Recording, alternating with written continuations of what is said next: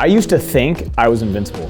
In high school, I used to eat like a pack of zebra cakes and drink a couple Mountain Dews right before a track meet. When we first started building our skate park, we were literally drinking 300 cans of Red Bull a month just to stay awake at night so we could build the skate park. When I first started my speaking career and traveling and doing events, I said yes to everything. I never took a day off. I never said no to anything. It didn't matter how crazy the travel was. It didn't matter how far I had to go. I said yes to absolutely everything. It wasn't until I literally physically broke until I realized I needed to start to have balance in my life. My back once just completely went out. I woke up, it was like I couldn't walk, I couldn't put on my shoes, I could barely get in and out of the car, I could barely get in and out of my airplane seat to make it to the next event to go speak and then fly home.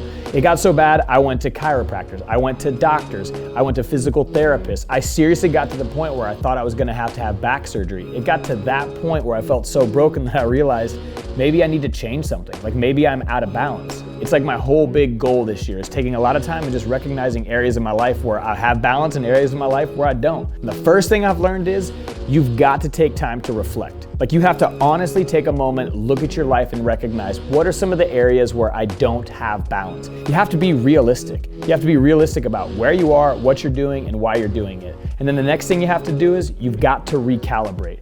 And what I mean by that is you've got to reflect, you've got to come up with a new realistic plan, you've got to recalibrate what's true for you, and then you've got to go do something about it. You've got to literally pivot your efforts, recalibrate, and then move forward. But when you move forward, you have to do it with quality.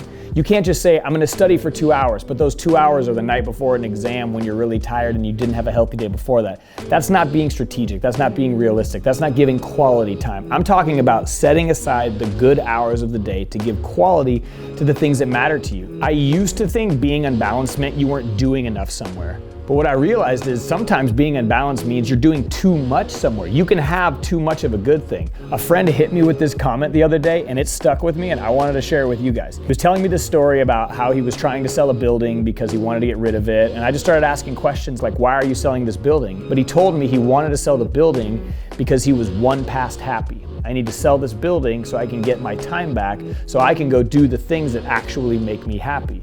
And when he said this to me and I realized I was one past happy, I took some time. I honestly sat and I reflected and thought about the areas of my life. Where am I past happy? Where am I unbalanced? And then I was realistic about it. What can I change? What can I change right now? What can I fix to start to make it better? And then I recalibrated and I started putting legitimate quality time into the things that I knew were gonna make me more balanced. Listen, if I were you, I would take this conversation about balance serious when you're young. Because if you don't, you're for sure gonna take it serious when something's broken.